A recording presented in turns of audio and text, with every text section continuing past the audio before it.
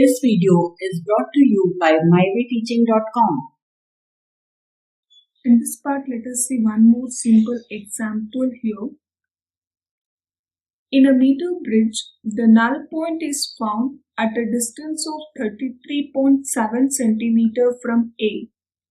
If now a resistance of 12 ohm is connected in parallel with S, the null point occurs at 51.9 cm.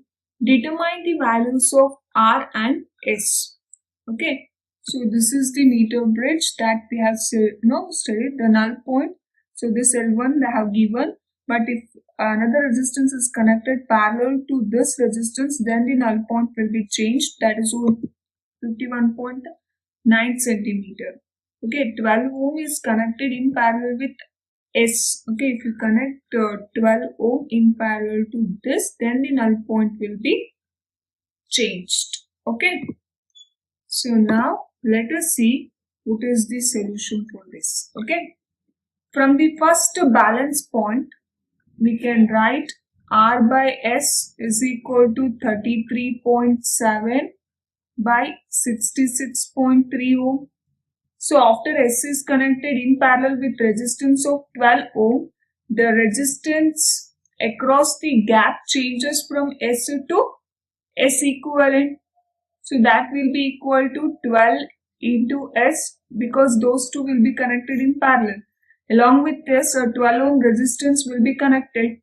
So hence the new balance condition will become 51.9 by 48.1 is equal to R by S equivalent, isn't it? So which is equal to R S plus 2 by 12S. So now substituting the value of R by S, we can get the value of S. So 51.9, 48.1 is equal to S plus 12 by 12. R by S value we know 33.7 by 66.3. So after solving this, we get the value of S as 13.5 ohm. So using the value of R by S, we can get the value of R, that is 6.86 ohm. Okay. Now let us see what is potentiometer. See, this is a versatile instrument. It is basically a long piece of uniform wire, sometimes a few meters in length, across which a standard cell is connected. Okay.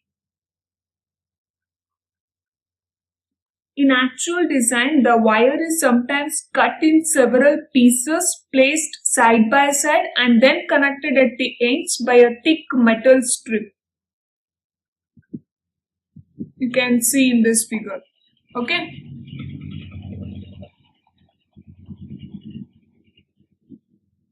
So in this figure, the wires run from A to C. The small vertical portions are the thick metal strips. You can see here. These are all thick metal strips connecting the various sections of the wire. A current I flows through the wire, which can be varied by a variable resistance, or we can say a rheostat. Okay, rheostat is connected here.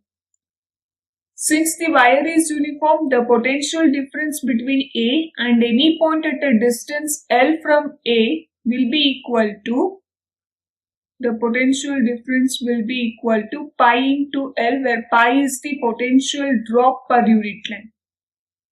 So in the figure A, this figure you can consider,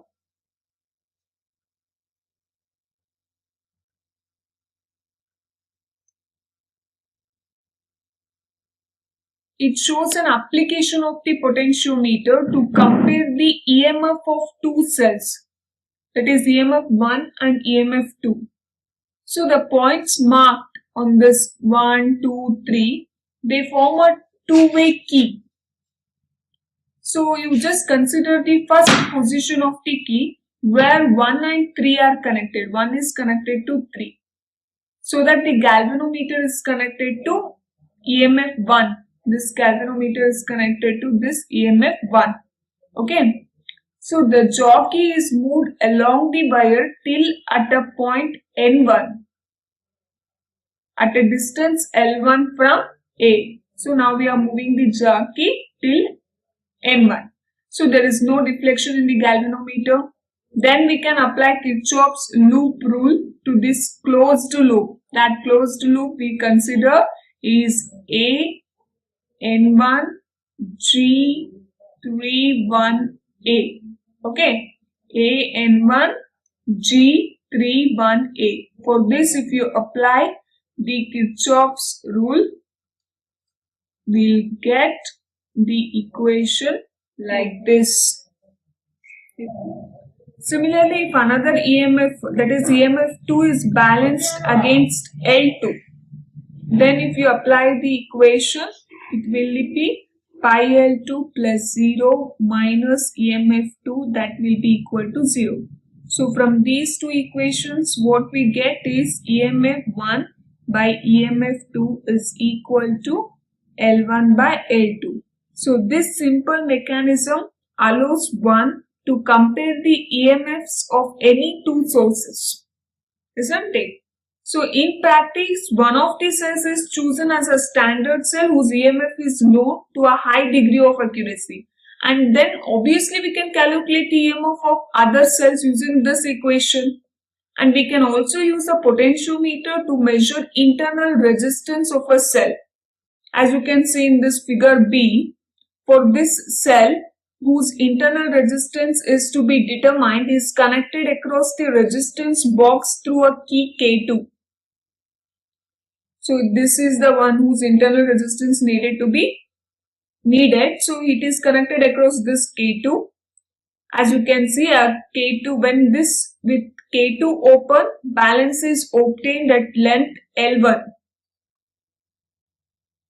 And then we can write this is equal to pi L1.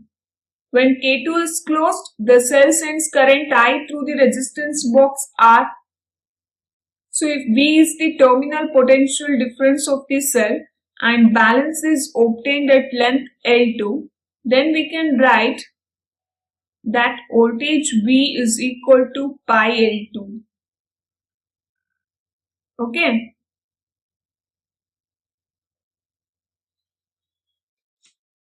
So we have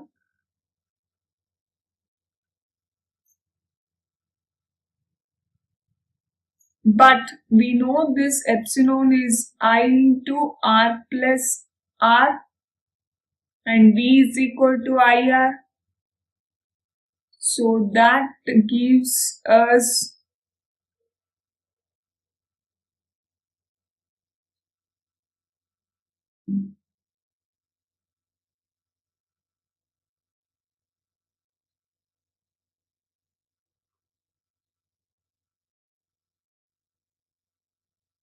so R is equal to L1 by L2 minus 1.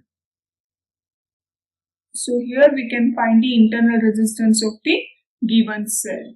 So the potentiometer, it has the advantage that it draws no current from the voltage source being measured.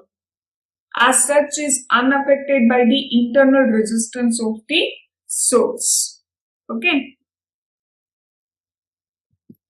Now let us see the one more example.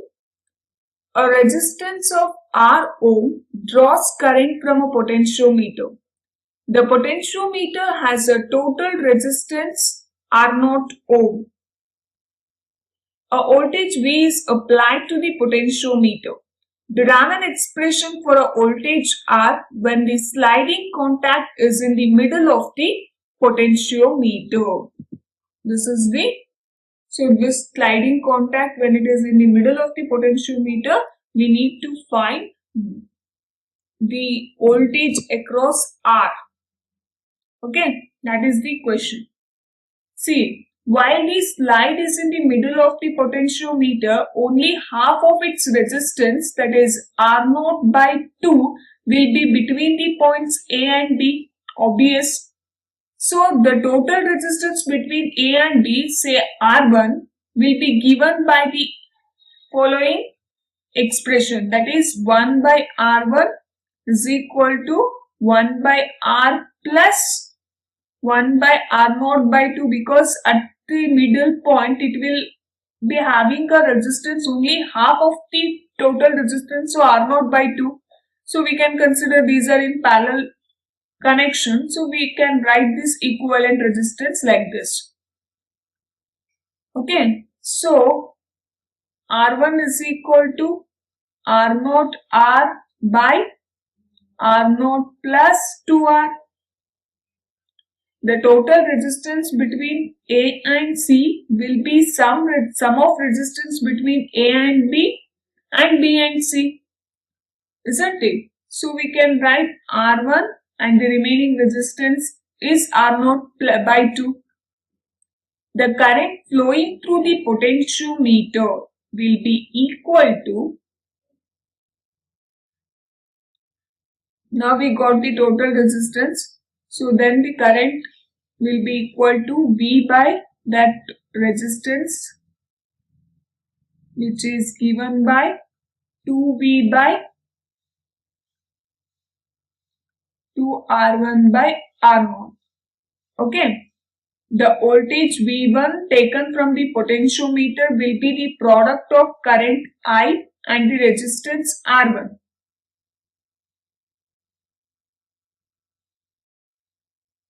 And that I is 2V by 2R1 plus R0 into R1. So now substituting for R1, we'll get the equation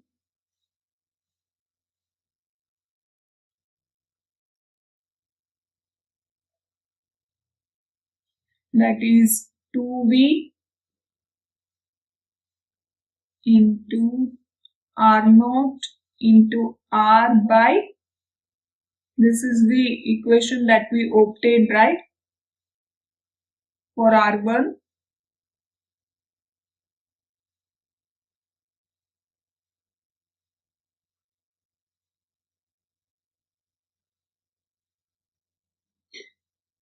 divided by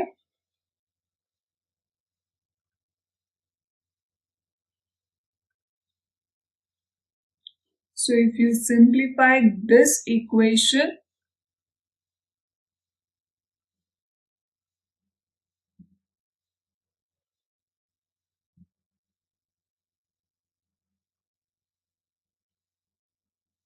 we get 2VR divided by 2R plus R0 plus 2R. Okay,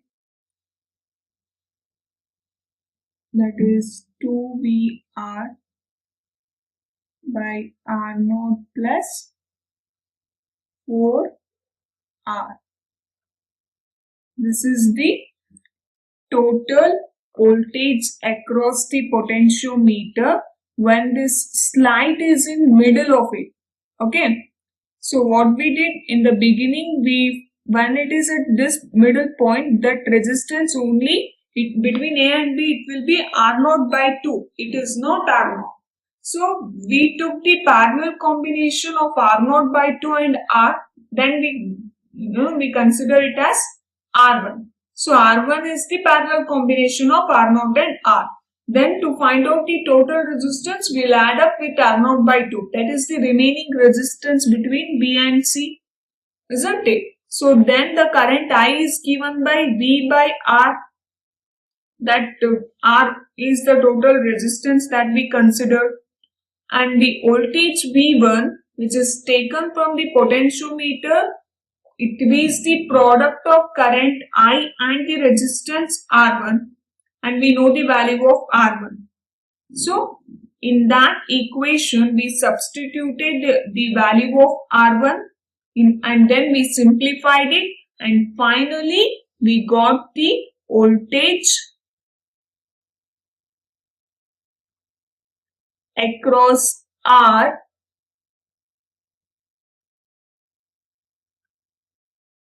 when the sliding contact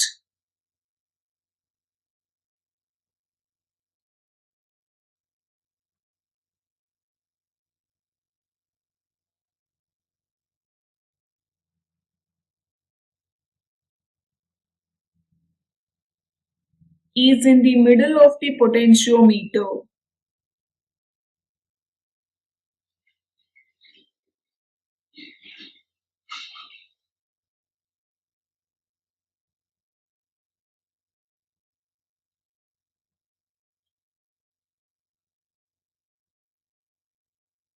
So that is the voltage.